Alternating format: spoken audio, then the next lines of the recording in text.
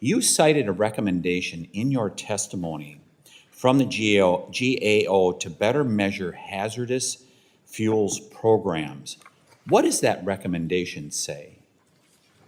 That recommendation was dealing with the idea that everybody wants to do hazardous fuels reduction in the most effective manner. Science shows that it is helpful to do hazardous fuels reduction, but there are better ways to target that, and hopefully some of these new tools can help us with that a little bit.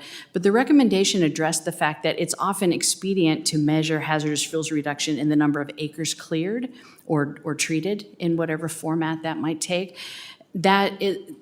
That can at times encourage those doing the hazardous fuels reduction to take the easy road and clear the areas that are easiest and quickest so they can rack up acres, rather than the ones that might have the most benefit in forestalling damage from a fire. So in other words, this may dovetail into the bill that I have, the Acres Act, that accurately counting acres, that it's important that we do that. Was that something you would agree with? I think what the recommendation says is that the Forest Service and others need to reevaluate the outcomes that they're using for their hazardous fuels program and figure out whether they're achieving their actual goals, which is a reduction of fire risk. I appreciate that very much. I appreciate what Chief Muncie said earlier, and he repeated that we don't have a wildfire problem in America. We've got a land management problem. And I would like to just point to all of you this chart that we use regularly here in this committee. I use regularly. It is a fact that I believe 1988 was a watershed year. That is when the United States of America, the federal government, decided to no longer harvest the appropriate amount of timber off from our national forest lands, whether it's U.S. Forest Service, Bureau of Land Management, whatever.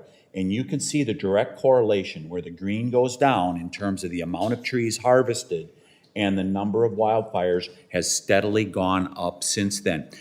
Representative McClintock said it very well.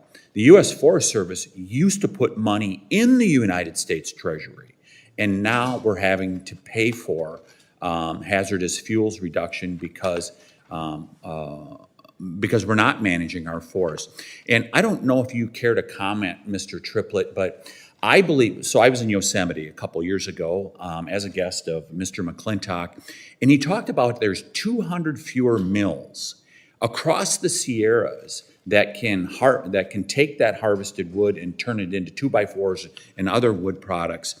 Isn't that part of our problem here, is that now we're missing some of the mill infrastructure that is gone, especially in the West?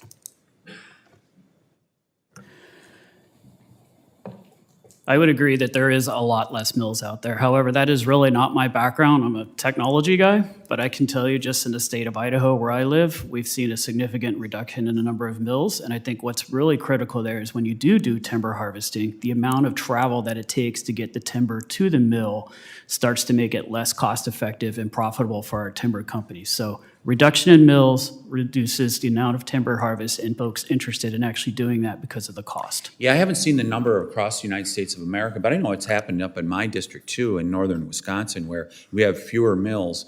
And we're now seeing our managed forest law program in the state of Wisconsin being in jeopardy of landowners being able to fulfill their requirements because they don't have enough sources places to send that wood.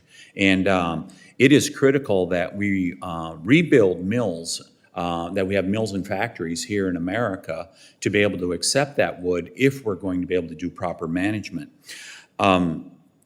Ms. Wolf, can you talk about how the technology adoption of stuff like you guys are doing at Vibrant Planet, how that can help avoid some of these litigation expenses? Because it's clear, litigation has been one of the major drivers in the increase of wildfire, especially in the western states.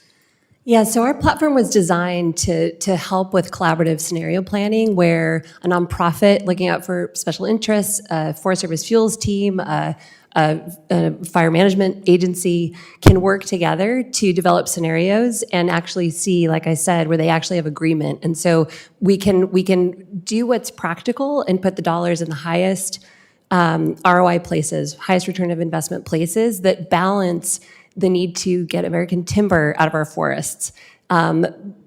the fuels. We can do ecological treatments that pull smaller trees and down branches and things like that out. Those things can go into really innovative wood utilization industries like cross-laminated timber and biochar and syngas, things like that. So we can help avoid litigation and some of the conflict in these slow, arduous processes by bringing these transparent data into an application, and literally in real time, people can weigh trade-offs of this plan versus this plan, and come to agreement much faster. It's been really incredible to watch the efficiency to get to consensus.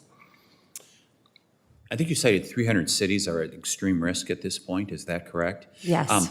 I'm assuming that message is getting out to those cities and whatever. Are any of them reacting? And are people at the local, state, and federal level, are they reacting to this?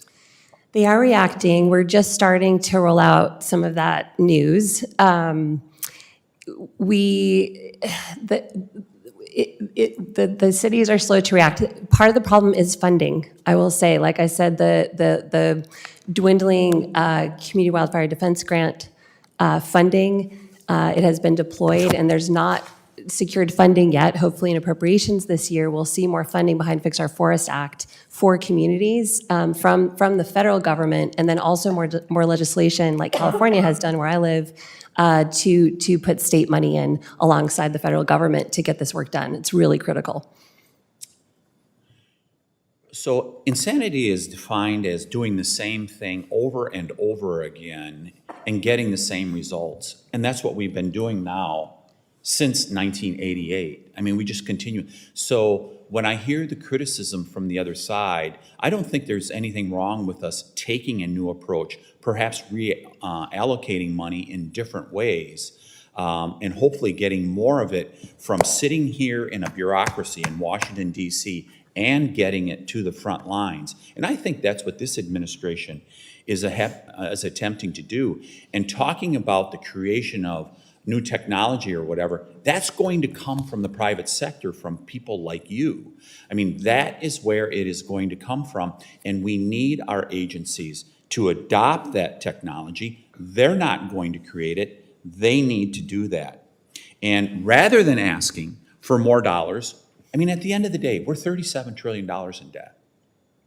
I mean, you got to deal with this at some point. And to just say that we need to throw more money at the problem is just not the answer. We need to more effectively use those dollars.